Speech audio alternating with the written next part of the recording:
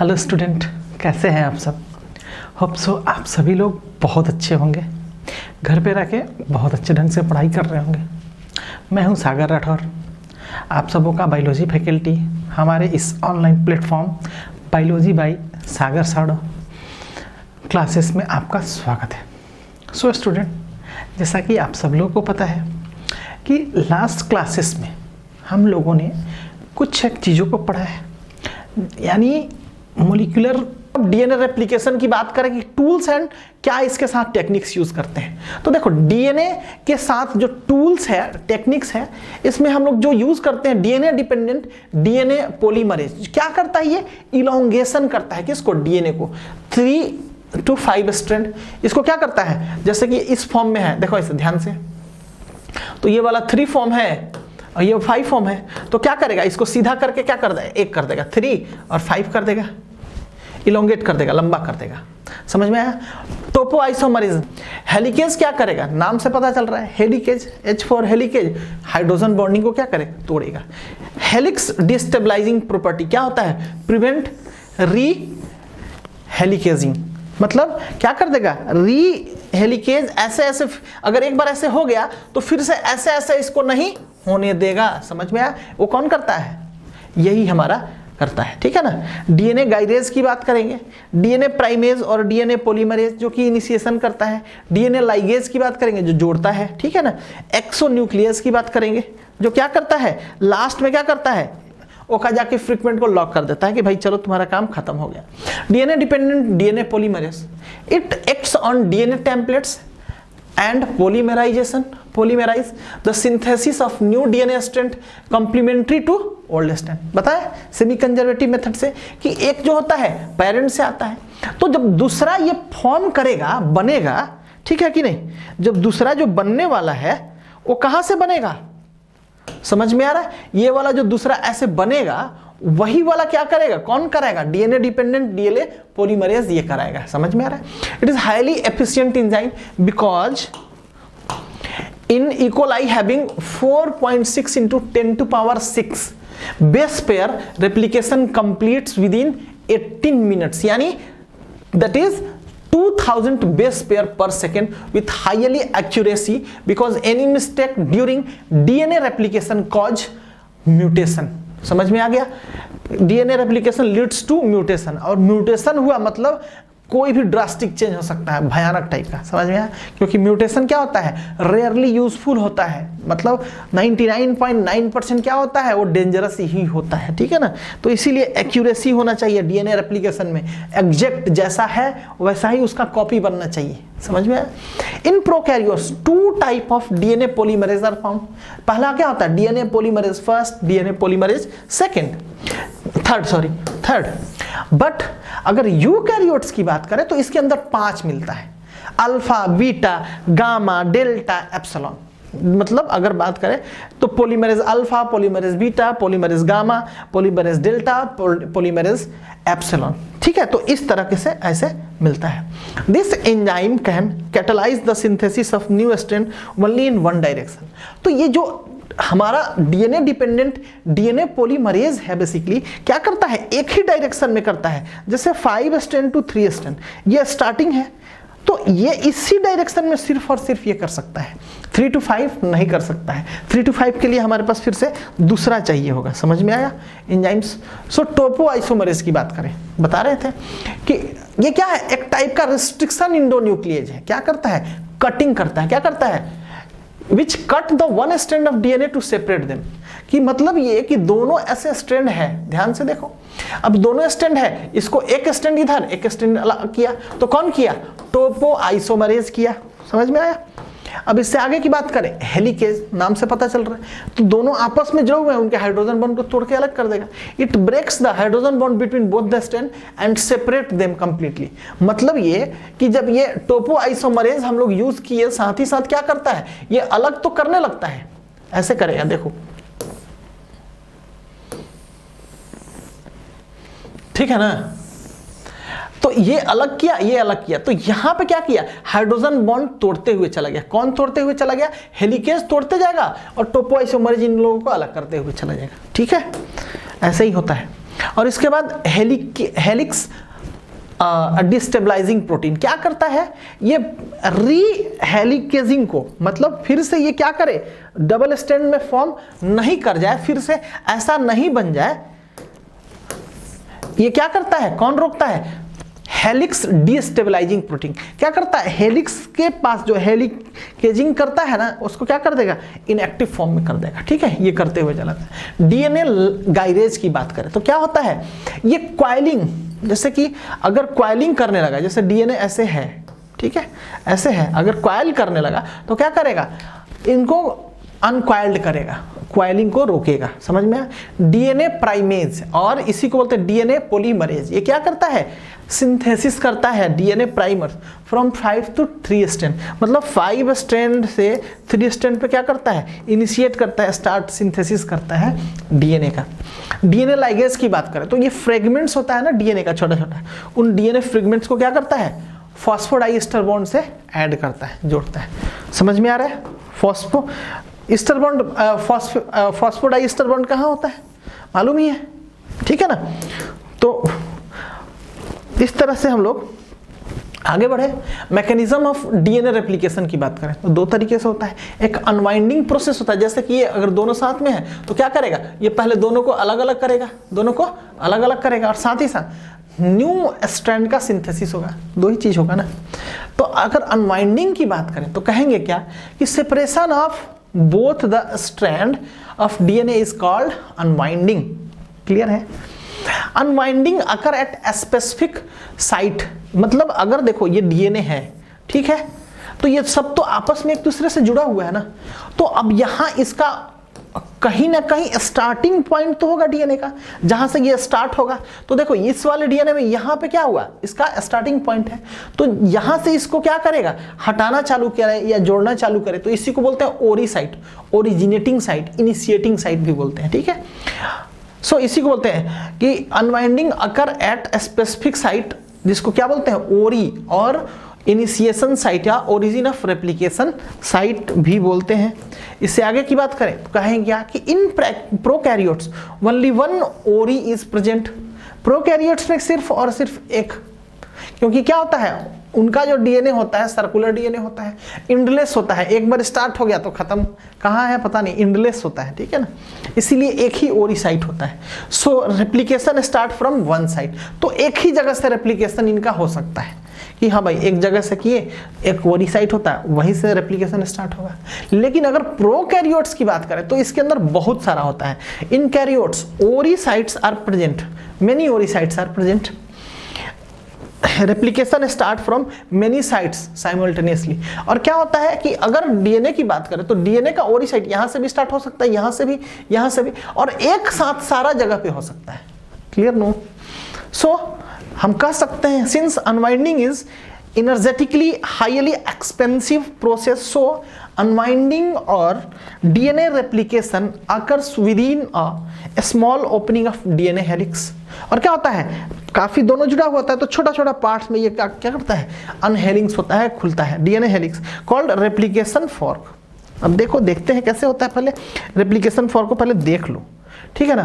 देखो ये देख रहे हो, ये कैसा है, रेप्लिकेशन फॉर्क है, समझ में आ रहा है। देखो यहाँ पे कौन सा है, 5 3 स्ट्रैंड, ठीक है, 5 to 3 स्ट्रैंड है, ध्यान से देखो, है कि नहीं।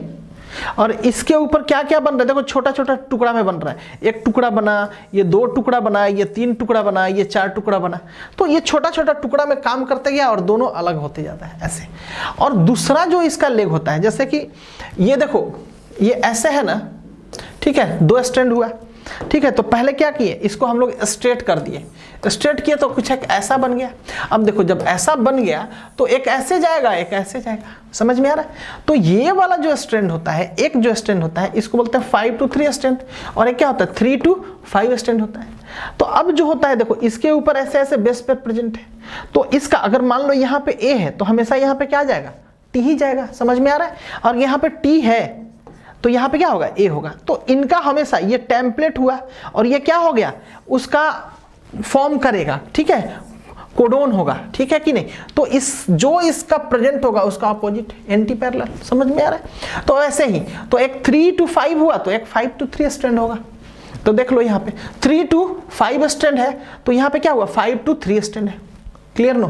तो ऐसे ही ये चलते जाता है और ये धीरे धीरे तो एक ऐसा जब वाई टाइप का फॉर्मेशन करता है, देखो ये वाई टाइप का फॉर्मेशन किया, इसी को क्या बोलते हैं रेप्लिकेशन फॉर्क बोलते हैं। ऐसे फॉर्क का फॉर्मेशन कर दिया और इस फिगर के अंदर सारा ही कुछ इंफॉर्मेशन दिया हुआ है। DNA synthesis in 5 to 3 strand direction, देखो lagging strand replication is discontinuous.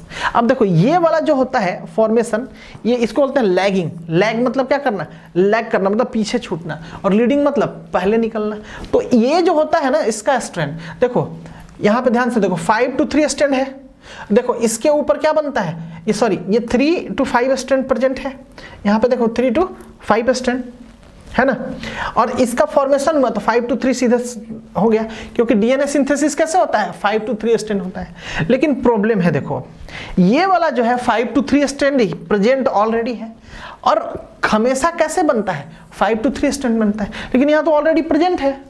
अब बनेगा कैसे, तो क्या करते हैं इसके लिए छोटा छोटा टुकड़ा में बनता है, ठीक है कि नहीं। छोटा छोटा टुकड़ा में एक फ्रेगमेंट बना, ये फिर 2-3 का बना, फिर ये 3-4 का बना, ऐसे बनते जाएगा और तब जाके ये कंप्लीट होता है, ठीक है ना। तो यही होता है।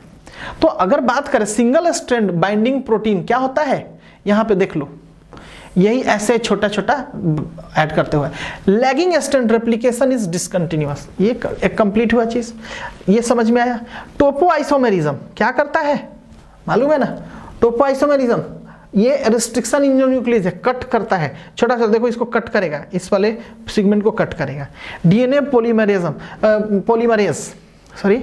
डीएनए पॉलीमरेज क्या करता है, रिमूव्स प्राइमर फिल्स गैप, और क्या करेगा ये प्राइमर्स को फिल करेगा, छोटा छोटा टुकड़ा में करेगा।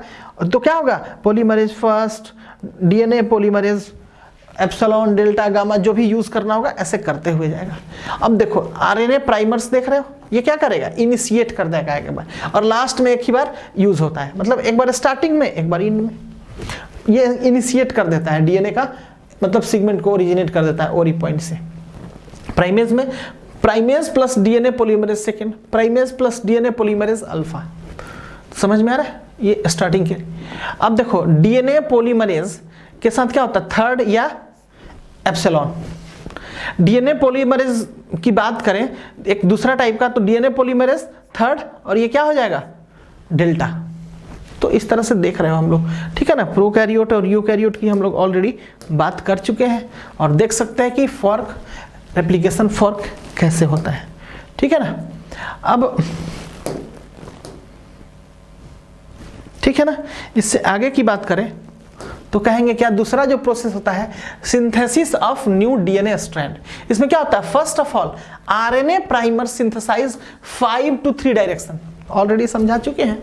After synthesis of new DNA strand RNA primer disappear, मतलब आरएनए प्राइमर्स का काम इतना ही है कि भाई अगर 2 स्ट्रैंड ऐसे हो गया है, ठीक है ना, यहाँ पे इसको इनिशिएट कर दिया स्टार्ट करके और चले गए और गायब हो गया, हट गया वहां से, ठीक है ना। बस डीएनए प्राइमर का काम खत्म, मतलब एक स्टार्टिंग में होगा और एक एंडिंग में होगा बस। अब बात करें during DNA replication deoxyribo nucleoside triphosphate has dual function. क्या फंक्शन होता है, पहला फंक्शन ये होता है कि ये सबस्ट्रेट को क्या करता है एक्ट करता है, इट एक्ट एज सबस्ट्रेट के तौर पे एक्ट करता है, मतलब सबस्ट्रेट की तरह बिहेव करता है। न्यूक्लियोसाइड टाइड से पहले साइड न्यूक्लियोसाइड, और साथ ही साथ it provide energy for DNA replication. और क्या करता है डीएनए रेप्लिकेशन के लिए क्या करता है ये एनर्जी वहीं से निकलता है, मतलब क्यों, क्योंकि यहां पे क्या होता है नाइट्रोजन बेस पेयर होता है, नाइट्रोजिनस बेस पेयर प्रेजेंट होता है, और साथ ही साथ इसके क्या प्रेजेंट होता है डीऑक्सीराइबो शुगर होता है, और यही शुगर टूट टूट के एनर्जी प्रोवाइड करता है और इसके साथ ऐड होते जाता है, ठीक है कि नहीं। ऐसे ही डीएनए का फॉर्मेशन होता है, समझ में आ गया। अब इससे आगे बढ़े तो कहेंगे क्या कि during DNA replication DNA independent DNA polymerase enzyme uses, क्या करते हैं, डीएनए डिपेंडेंट डीएनए पॉलीमरेज, यानी डीएनए से ही डीएनए बनाने वाला क्या होना चाहिए, एक हमारे पास एंजाइम होना चाहिए, डीएनए डिपेंडेंट डीएनए पॉलीमरेज होना चाहिए। इसी का बहुत सारा रूप बना दे, बहुत सारा उसके जैसा ही बना दे। Use deoxy ribo nucleoside triphosphate as substrate, इसको एज ए सबस्ट्रेट यूज करते हैं, ठीक है ना। और उसी से हम अब उसके अंदर फॉस्फेट ऐड करेंगे तो न्यूक्लियोटाइड फॉर्म हो जाएगा, और न्यूक्लियोटाइड ऐड होते जाएगा और नया बनते जाएगा। And polymerise the synthesis of new DNA strand complementary to the old strand, और ओल्ड वाला स्ट्रैंड को क्या करता है, बनाते जाता है। ए है तो टी बनेगा, जी है तो सी बनेगा, वैसे ही टी है तो ए बनेगा, सी है तो जी बनेगा, ऐसे ऐसे ऐसे ऐसे ये जोड़ते हुए चला जाएगा। along one DNA strand having polarity 5 to 3 strand replication occur discontinuously called lagging। अगर छोटा छोटा फॉर्म में होता है, बताए थे कि लैगिंग में क्या होता है, छोटा छोटा फॉर्म में होता है, क्योंकि वो ऑलरेडी 5 to 3 प्रेजेंट होता है। और डीएनए सिंथेसिस हमेशा कहाँ किस स्टैंड से होता है, 5 to 3 स्टैंड होता है, और 5 to 3 तो ऑलरेडी वो प्रेजेंट है। तो क्या करेगा, अब 5 to 3 को बनाना है तो क्या करेगा, छोटा छोटा एक एक सेगमेंट में बनाता है, ठीक है ना। और वो छोटा छोटा जो सेगमेंट बनाता है उसी को ओकाजाकी फ्रेगमेंट या सेगमेंट बोलते हैं, ठीक है। And along another DNA strand having polarity 3 to 5, जो 3 to 5 वाला है उसके साथ 5 to 3 तो तुरंत ही बन जाएगा।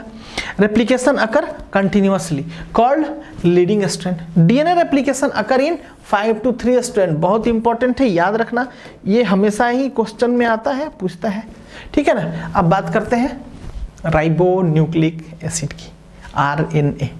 राइबो न्यूक्लिक एसिड यानी बेसिकली डिऑक्सीराइबो शुगर से पहले का चीज, ठीक है ना। RNA was first discover by Frederick Miescher, ठीक है। Leslie Orgel a chemist who was father of RNA world theory. तो आरएनए के बारे में बहुत सारा जो जानकारी दिए वो थे लेस्ली ऑर्जेल, ठीक है ना। RNA is single strand structure, मतलब ये डीएनए कैसा होता है, डबल स्ट्रैंड का होता है, लेकिन ये कैसा होता है, सिंगल स्ट्रैंड होता है, समझ में आ रहा है, इसीलिए लेस स्टेबल होता है, ध्यान रखना। और ये सिर्फ जेनेटिकल इंफॉर्मेशन को क्या करता है, एक्सप्रेस कर पाता है। एक्सप्रेशन इन सेंस क्या, देखो इधर ध्यान से, नहीं समझ पा रहे हो शायद, देखो अगर मान लो इसके पास ए है, टी है, जी है, सी है, सी है, ए है, तो देखो हमें पता है कि नाइट्रोजनस बेस पेयर क्या होता है, प्रेजेंट होना चाहिए। इसके पास प्रेजेंट है, मतलब ये क्या कर रहा है, सिर्फ और सिर्फ एक्सप्रेस कर पा रहा है अपने आप को, उस जेनेटिक इंफॉर्मेशन को रख नहीं पा रहा है, समझ में आ रहा है। तो इसी को हम लोग कह रहे हैं जेनेटिक कैरियर, या जेनेटिक क्या करना है, एक्सप्रेसिव रखना, एक्सप्रेशन में रखना। तो एक्सप्रेस तो कर पा रहा है, लेकिन अगर इसी के साथ इसका बेस पेयर, ए के साथ टी अगर बेस पेयर आ गया, टी के साथ ए आ गया, जी के साथ सी आ गया, सी के साथ जी, सी के साथ जी, ए के साथ टी, और ऐसा ही इनका जो बेस पेयर है ऐसे बन गया, मतलब क्या कि ये स्टेबल हो गया, इसके साथ कोई अब जल्दी से क्या कर देगा, इसको ब्रेक नहीं कर पाएगा। तो यही अब क्या किया, ये किसी भी इंफॉर्मेशन को होल्ड कर लिया।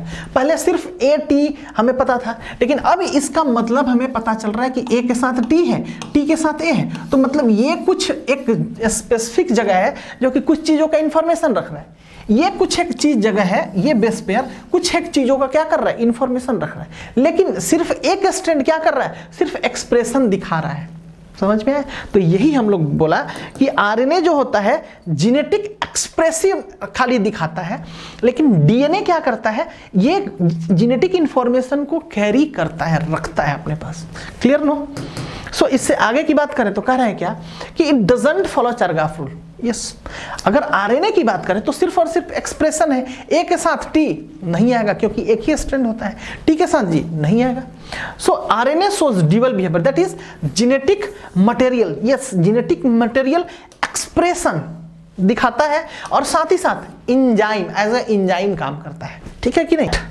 फ्रैंकेल Conrad conducted experiment on some viruses like tobacco mosaic virus, concluded that RNA is genetic material। तो जो वायरस था tobacco mosaic virus, TMV virus, उसके अंदर आरएनए जो है जेनेटिक मटेरियल है।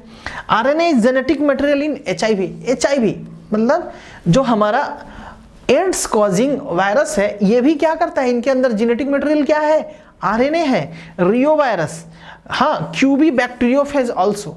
तो ये जितने भी टाइप के ये हैं ऑर्गेनिज्म, ये क्या करते हैं, इनके अंदर जो जेनेटिक मटेरियल है वो आरएनए है। इन RNA at the place of thymine, ध्यान से सुनो, ये बहुत इंपॉर्टेंट है, क्वेश्चन आता है। आरएनए के अंदर यूरासिल होता है, ठीक है ना, और उस यूरासिल को हटा दो तो उसके जगह पे थाइमिन आ गया तो डीएनए बन गया। तो यही कह रहे हैं कि in RNA at place of thymine nitrogenous base uracil is present. समझ में आया? In RNA instead of deoxyribose sugar is present. ये तो सबको पता है बात, ठीक है कि नहीं, नाम से ही पता चल रहा है, क्लियर है ना। अब इससे आगे की बात करें तो कह रहे हैं कि आरएनए 3 टाइप का होता है। पहला होता है राइबोसोमल आरएनए, मतलब आरएनए। इसके बाद हम लोग बोलते हैं ट्रांसफर आरएनए यानी टीआरएनए। अब इससे आगे की बात करें मैसेंजर आरएनए यानी एमआरएनए। तीनों के स्ट्रक्चर देख लो। एमआरएनए क्या करता है, मैसेंजर है तो क्या करेगा, टेम्पलेट के जैसा यूज करता है, ये कोई भी चीजों का इंफॉर्मेशन लेता है और इसी के बेसिस पे क्या करता है, प्रोटीन का सिंथेसिस कर लेता है। देखो टीआरएनए भी क्या होता है, छोटा स्ट्रैंड का होता है। आरआरएनए क्या होता है, राइबोसोमल आरएनए, यही पे एक्चुअली क्या होता है, सिंथेसिस होता है प्रोटीन का। क्लियर? इससे आगे की बात करें तो कह रहे हैं क्या कि जो ये राइबोसोमल आरएनए है is most abundantly found almost 80% of total RNA. सबसे ज्यादा हमें कौन मिलता है, आरएनए ही मिलता है 80%, और it is insoluble and most stable RNA. और आरएनए के साथ जो 3 टाइप का आरएनए होता है, एमआरएनए, टीआरएनए, आरआरएनए, उसमें जो आरआरएनए होता है वो सबसे ज्यादा क्या होता है, स्टेबल होता है। It formed by nucleolus except 5s RNA which is formed outside the nucleolus and formed by chromatin fiber। Clear? Already हम लोग समझ चुके हैं इस चीजों को। RNA is found in ribosome. कहां पे मिलता है, राइबोसोम के अंदर ड्यूरिंग प्रोटीन सिंथेसिस। ठीक है, RNA helps in attachment of mRNA and tRNA with ribosomes। ठीक है ना, प्रोटीन सिंथेसिस के समय क्या करता है, ये अटैच कर लेता है किसको किसको, एमआरएनए को, टीआरएनए, ठीक है, राइबोसोम्स के साथ। आरआरएनए इज ऑफ 2 टाइप, फिर से 2 टाइप का होता है, एक प्रोकैरियोटिक और दूसरा यूकैरियोटिक। 70s 80s होता है। क्लियर है कि नहीं? तो यही इसके अंदर क्या होता है, 50 सब यूनिट, 30 सब यूनिट होता है। अगर 80 की बात करें तो 60-40 होता है। अब फिर से क्या करते हैं, ये 50 को 5s और 23 में डिवाइड करते हैं और 16 में। इधर की बात करें तो 60s 5s 5.8s 28s होता है, 40s 18s में होता है। क्लियर? तो इस तरह से हम लोग अगर बात करें तो सबसे ज्यादा अबंडेंटली कौन मिलता है, आरआरएनए 80%। ये जो होता है सिर्फ और सिर्फ 15% से 10% तक ही मिलता है, मतलब 10% से 15% तक ही मिलता है। ठीक है ना। इट इज सॉल्युबल आरएनए, ये क्या होता है, सॉल्युबल हो जाता है। It is also called adaptor RNA. क्या करता है, एडाप्टर आरएनए होता है। क्या, ट्रांसफर आरएनए जो होता है एडाप्टर आरएनए होता है। It helps in transformation amino acid to the ribosome for protein synthesis. ये प्रोटीन सिंथेसिस में क्या करता है, अमाइनो एसिड के ट्रांसफर में हेल्प करता है। और it is smallest mRNA RNA made up of 80 nucleotide, और 80 न्यूक्लियोटाइड से ये बना हुआ होता है, सबसे छोटा होता है। It is of only 1 type, that is 4s। और ये जो होता है सिर्फ और सिर्फ एक 4s का बना हुआ होता है। क्लियर है? अब इससे आगे की बात करें तो कहेंगे क्या, मैसेंजर आरएनए। देख रहे हो, मैसेंजर आरएनए की बात कर रहे हैं। ये टेम्पलेट्स टाइप वर्क करता है। ये क्या होता है, it is discovered by Jacob and Monod, और ये कितना मिलता है, सिर्फ और सिर्फ 5% ही मिलता है। It is least stable RNA. और करता क्या है, it is synthesized by DNA through a process called transcription. और ये ट्रांसक्रिप्शन के दौरान फॉर्म होता है। ध्यान से देखो, डीएनए देखे हो ऐसे, डीएनए से क्या बनता है, आरएनए, और आरएनए से क्या बनता है, प्रोटीन। तो ये जो आरएनए होता है ये एमआरएनए यही होता है। तो ये कौन बना रहा है, डीएनए क्या कर रहा है, ट्रांसक्रिप्शन के थ्रू। समझ में आया? तो इस तरह से समझे। It act as template strand for translation. और क्या करता है, ये टेम्पलेट के तौर पे यूज होता है कि प्रोटीन इसी के बेसिस पे, जो इसका बेस पेयर है, हाँ एक मिल गया, अब इसका अपोजिट वाला बना लो, ठीक है कि नहीं। तो यही बेस पेयर क्या करता है, स्ट्रैंड के तौर पे काम करता है ट्रांसलेशन में। क्लियर ना। सो स्टूडेंट, इस तरह से हम लोग ट्रांसफॉर्मेशन थ्योरीज को जाने ये कि कौन बेसिकली है जेनेटिक मटेरियल और एक्चुअली में कौन जेनेटिक मटेरियल है, ये भी प्रूफ हो गया सेमी कंजर्वेटिव मेथड के थ्रू। और हमारा हर्षा-चेस प्रिंसिपल एक्चुअली में किया था एवेरी, मैकलॉड एंड मैकार्टी के एक्सपेरिमेंट के थ्रू भी प्रूफ हो गया कि डीएनए ही जेनेटिक मटेरियल्स है। समझ में आ रहा है ना। और इसके बाद हम लोगों ने जाना बेसिकली कि कैसे हम लोग अगर ट्रांसफॉर्मेशन करते हैं तो उसके लिए बेसिक टूल्स क्या होना चाहिए हमारे पास। अब नेक्स्ट क्लासेस में हम लोग ट्रांसक्रिप्शन को जानेंगे। ठीक है, तब तक के लिए थैंक यू।